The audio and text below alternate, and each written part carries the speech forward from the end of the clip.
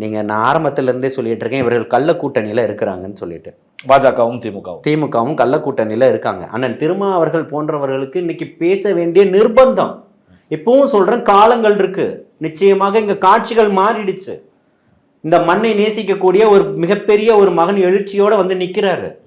அதை பார்த்து இவர்கள் அத்தனை பேருக்குமே மிகப்பெரிய ஒரு அச்சத உணர்வை ஏற்படுத்திட்டாரு. அப்ப இவர்கள் அத்தனை பேருக்குமே இன்னைக்கு காட்சிகள் மாறிடுச்சு. ஆட்சி நிச்சயம் மாற்றங்கள் இருக்கு.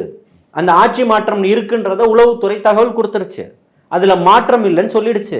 அதிமுக பிஜேபியினுடைய கூட்டணியில போனதுக்கு அப்புறம் இன்னைக்கும் ஏன் எழுந்து நின்று எடப்பாடியார் கத்திக்கிட்டு இருக்கிறாரு, நீங்க வரணும்னு ஏன் கத்திக்கிட்டு இருக்கிறாரு? நீங்க தான் ஒரு பிரம்மாண்ட கூட்டணி அமைச்சிட்டீங்க, இவர்கள் மிகப்பெரிய மெகா கூட்டணியோட இருக்கிறாரு. ஆனா அண்ணன் திருமா கத்துவாரு, அண்ணன் வேல்முருகன் கத்துவாரு, அண்ணன் பாலகிருஷ்ணன் கத்துவாரு, எல்லாருமே கத்திக்கிட்டு இருப்பாங்க. மனிதநேய மக்கள் கட்சி மாநாடு நடத்தும், இன்னும் பிரதித்துவம் அதிகம் வேணும் அப்படின்னு நடத்தும்.